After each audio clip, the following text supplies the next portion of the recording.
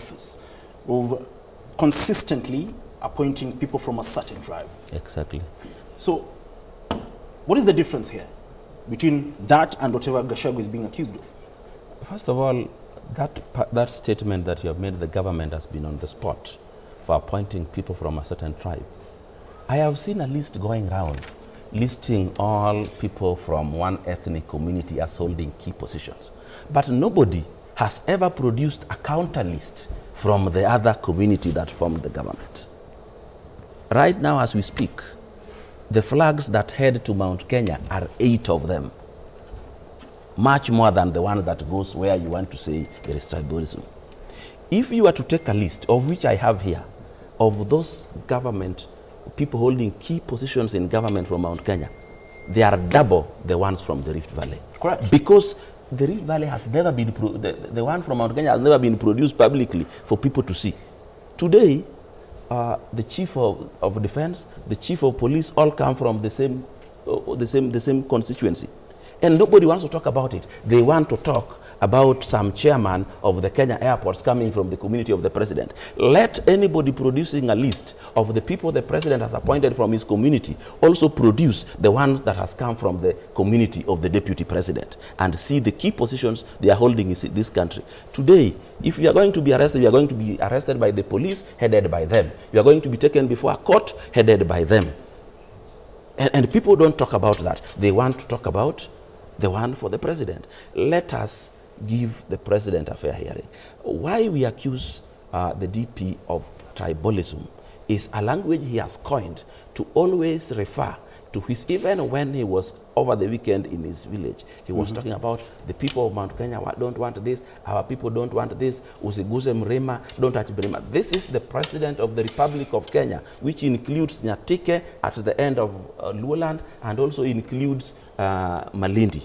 He is the president of the Republic of Kenya and must talk like is a possible future president of the Republic of Kenya and must talk as such. How are you expecting us, who are told we don't have shares in government, to embrace such a DP? That is why when Mheshimiwa Orero says he signed the impeachment, I mean he signed so that the matter can go to parliament, so that he hears what are the other things that I haven't heard about the tribalism that this guy is being accused of. But it is not about tribalism. That is just to be fair. That is just to be polite. The real reason why the DP will face parliament is his support for the attempted coup in Kenya through the Gen Z uprising. What I saw when parliament was breached with the DP in Mombasa, like he's ready to announce himself as taking over from breaching of parliament. In fact, the intention must have been also to go and breach State House. Then the military would then say, okay, we are going to protect the president, and anything could be announced behind him.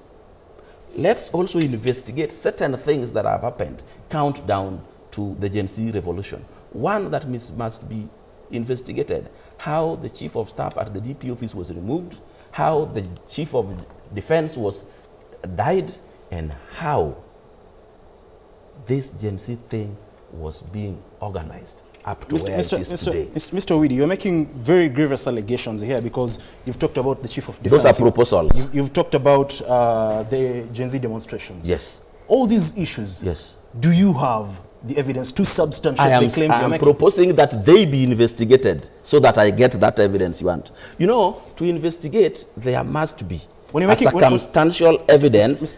Mr. Owidi, when you're making a proposal, you are so confident in the way you're saying it, such that it looks like you have information regarding these issues. It's an information in the public domain. In fact, the third one I have not mentioned, the meeting in Limuru 3, who organized it, and those statements that were made, was the DP privy to those statements? And if, as the way he says, that Mount Kenya he speaks for them, what did he say when the people from Mount Kenya went to Limuru 3 and spoke in their mother tongue against a president elected by 8 million Kenyans? I want to ask you again, just a yes or no. Yes. Do you have evidence to the claims that you've just made?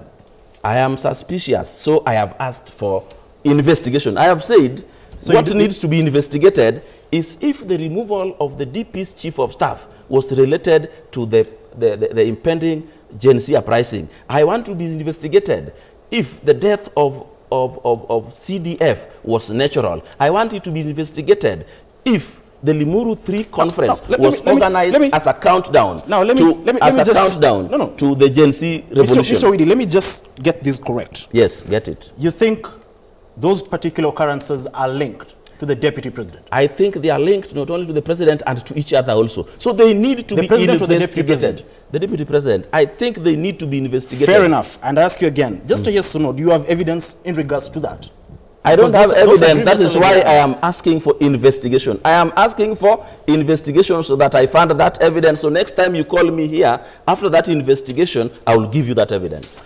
Fair enough. And just so you know, the views regarding the death of CDF Ogola and all that, those are the views of Mr. Widi, and they do not in any way represent the views of K24.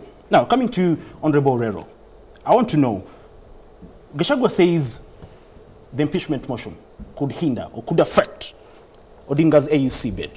Do you feel that is correct? And number two, did Odinga's entry into government sort of fast-track this particular move to impeach the deputy president? Because the president has been silent about it, but we do know this particular motion has its blessings based on the fact that it is being fronted by his key lieutenants.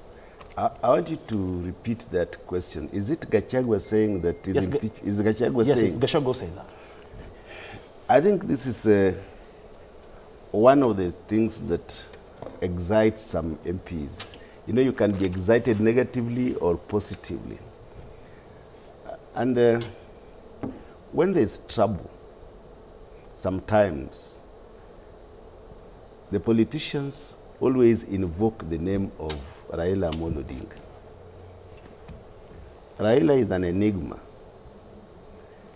In this country, almost in Africa, he has played the longest political champion, more than anybody else. And when you say the impeachment of a deputy president can hinder the election of Raila as the chairman, those things are at variance. There is nowhere they meet. This is the deputy president of a country who does not have a single vote for Raila Amolo Odinga as the AU chairman. As we speak, Raila is not in this country. He's campaigning to be given the chairmanship. He went to US, he has not come back. And here is a deputy president trying to invoke the name of Raila, who is not in the government. Raila has no position in the government. Raila has even vacated his position as the party leader of the ODM, and Professor Nyong'o is acting, so that he excludes himself from active politics of this country, so that he campaigns for his AU chairmanship. So, to come and invoke the name of Raila in his own predicaments that he has initiated, he has developed, he has brought for himself, is sheer, I think he is being very, very unfair to His Excellency Raila, Honorable Raila Amolo Odinga. Yes. Let me rephrase and ask you this. Yes. If the DP is indeed impeached, do you think the outcome of the elections, the AUC chairperson's elections in February of next year, will affect the matrix heading to the 2027 general election? If he fails to secure, and if at all he secures, looking at both scenarios. Looking at both scenarios, I know that for him to secure, you must have the support of your own country. And that is why now you see that he has been accompanying the president to go and seek for votes outside this, in the continent. And it is a requirement that for you to be the chairman, you must be supported by your own country. And that is why the president has made it very, very clear that he's supporting him. So when he gets to the chairmanship of the AU, he will be more concerned with the infrastructure and also the Pan-Africanism and how the Africa can work. Because he has not been there, surely it is not very easy to measure what will happen when Gachagua is impeached and somebody else is put in that place. However, there are also possibilities. If he does not get it, then what happens? What happens, I know he will come back and still be our party leader. Okay. And maybe they will chart his political ambitions again, because he has been in that. Him is a politician. So when he comes back, you know, one day can be very, very different in politics.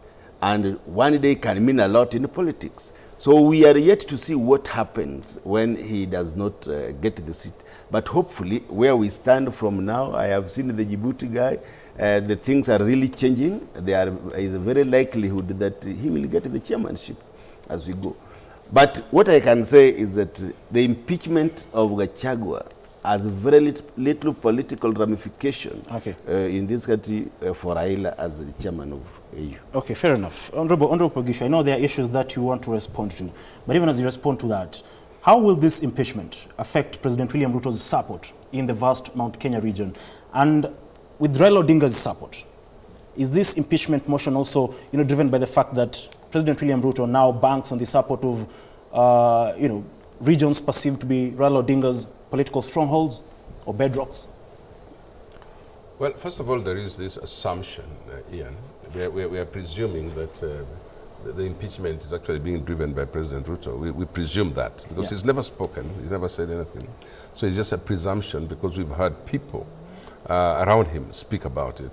And that gives the president a bit of leverage or leeway to either call off this thing or to direct it, whichever way. I'm told that he's calling a parliamentary group meeting, whatever time. It was, I think it's today. And so we don't know yet whether he's going to go ahead with this, he's going to sanction it, or he's going to call it off. It all depends on how he feels his deputy has behaved. And I think before the president, before he allows for this thing to go through, he must be convinced of the charges. Because these charges, the threshold is quite high.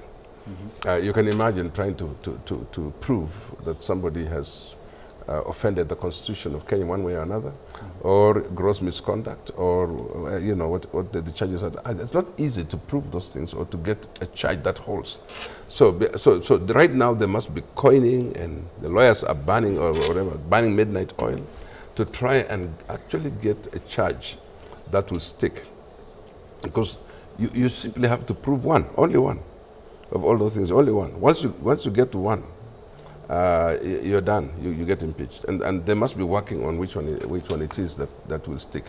Let me just come to the issue of Raila Odinga, and I think, for me and where I stand, I would commend Raila Odinga for the African Union as the best person to chair, and he has been magnanimous enough to say, I'm off politics. And I think the moment that we keep drawing him back into our politics is probably that's what they think will hurt his bid. You understand? So I think that is, it's not that he has a vote, but he thinks that if we drum up the idea that he's still involved in politics, that his people are the ones who are impeaching Gachagua and so on, that it will probably create an impression to the African Union that he's still politically active in his country. So if that is the case, then that argument might hold water. But I think at this point it's better to say Raila has decided to hand over the ODM party. He's no longer involved. He hasn't said anything about this thing. He hasn't commented on it. And to try and drag him into this, I think, is unfair. It's not actually useful, even for defense. It's not even useful for Gachagua's defense to try and draw Raila into this kind of thing. Okay, fair enough. Well, even as we get to the tail end of this conversation, Mr. Widi, you have talked about issues that the Deputy President has been accused of, and you are, I'd say, a staunch supporter of the President. There are issues of corruption against Deputy President Rigathi Gachagua, and he's accused of amassing wealth. They're talking about 5.7 billion, they're talking about 8 billion, I don't know the exact figure. One of the things that the DP is accused of acquiring through his sons is the Treetops Hotel, which he says it's on lease, and in fact his sons took loan for that and he's not doing business with the government. But on the issue of corruption, have the institutions mandated to tackle matters of corruption investigated the claims against Gachagua in regards to matters of corruption? And if so, what is the report? Where is the report? Before I answer that, allow me to weigh in on this Raila AU bid being impeded by the impeachment of Gachagua. That was a more juicy point for me. What Rigathi Gachagua is trying to do is to blackmail the Raila loyal MPs like my friend Orero to say, hey, we are going to spoil for Baba. Wacha to save. That is all. The long story Mesema is not here, neither here nor there. Because first of all, Raila is no longer the party leader of those MPs in parliament. There is nowhere where deputy presidents vote for him anywhere. And so I think, as I told you in my opening remarks, that when you are drowning, you try to hold on to anything, including a bubble in water. So he's trying everything that can save him, 4 court cases and all those many things. I think this is something he needed to have seen earlier, but he was covered in himself. As matters of corruption, let me tell you something for sure. We cannot judge corruption by what a person has bought or the suit he wears. That is the only part where I may go back on the side of the deputy president. But I do not know the evidence they have. I'll have to wait and see. But to say somebody bought this, and so he's, like there's a law I don't agree with in this country. I don't know whether there's a law or a policy. Lifestyle audit. This man Orero here, he could be earning just 1 million shillings, but he would drive a car 8 million.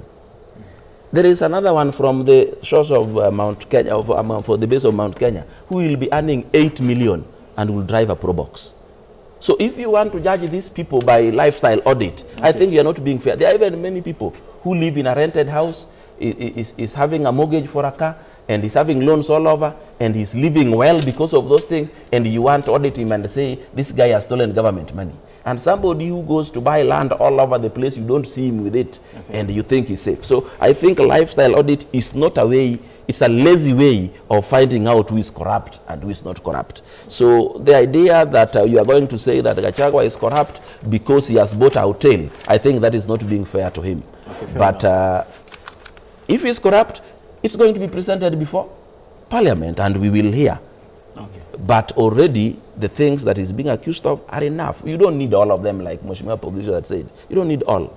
But there's also something I need to talk about. I had heard people say that whatever Gachagua is accused of, the president should also be accused of.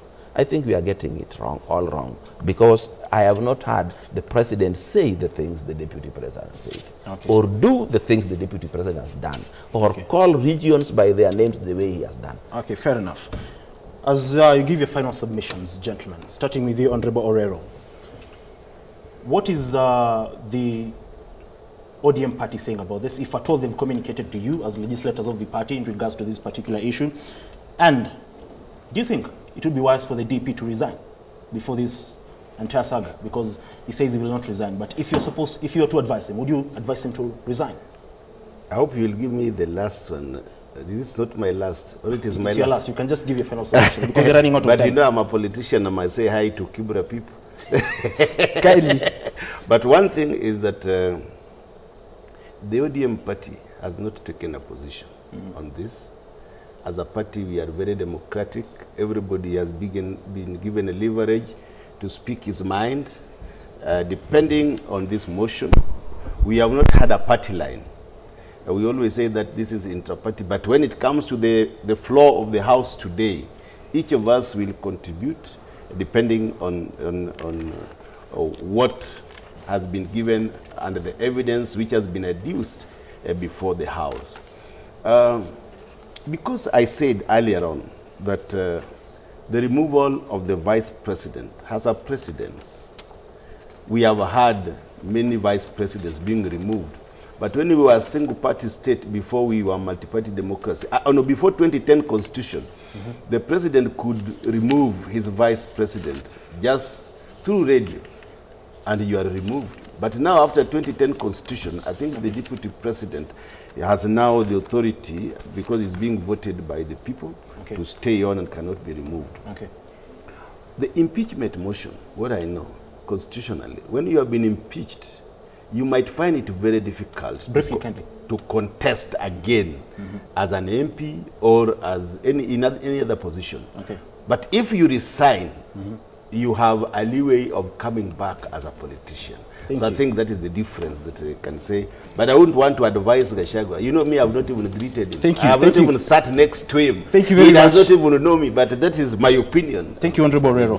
Honorable Pagisho, as you wind up kindly, briefly, yesterday the court ruled that the decisions and the changes made within the Jubilee Party on the February 10th, 2023 are a blatant breach of the law. Now that the party seemingly has been, handed back to former President Uhuru Kenyatta, do you think this could be an option for Gachagua if at all he decides to resign and, finds another home? Because UDA SG Asanoma says they will expel him from the party if at all he will be impeached. Briefly, kindly. Well, first of all, he has the freedom to form even his own party. I don't think he will necessarily have to go to Jubilee Party. He can form his own party. But why are we assuming that he's going to resign? And if he's impeached, who tells you that when he's impeached, that then another party can welcome him? Once you are impeached, by the way, there's a lot to lose if you're successfully impeached in terms of his stature, because the person who has been deputy president can only run now for presidency. I mean, you can imagine that he would not be looking to be a member of parliament. So he will be looking to be either the leader of a party, form his own party, or subject himself to another party, but at a very high level. So I mean, I do want to say that today is a very critical moment. But remember, today may just be fast reading. So Kenyans may not expect so much, unless it's expedited for all of it to be done. The first reading and maybe tomorrow the debate. Yeah. So there's still enough time for him. But just to comment on whether he should resign or not. Because of time. Whether he should resign or not. That's a very real option available to the Deputy President. Okay, 20 seconds, Mr. Widi. I think the best thing for the DP to do today is personally resign, because if he does not resign and waits to be impeached, his political future may be destroyed. He can copy Raila Odinga. Raila Odinga has been out of government, out of office, but he still remains the kingpin of his people. He can do so if he believes he's the kingpin of Watu wa Murima, the way Raila Odinga has been the kingpin of Watu wa Ziwa Victoria. Murima ni mountain ama nini? Okay, fair enough.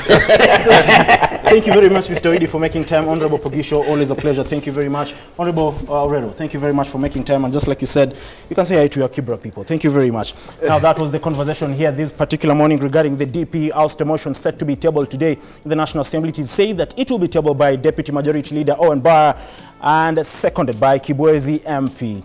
Now, we'll be waiting to see what will happen in the National Assembly today, and if indeed that particular motion will be tabled. We'll be following that particular story keenly for you so that you'll be able to get the facts and separate wheat from chaff. Remy Majala will be coming to you in a moment with Morning Vibe. But until then, do have yourself a wonderful day, and like always, God bless.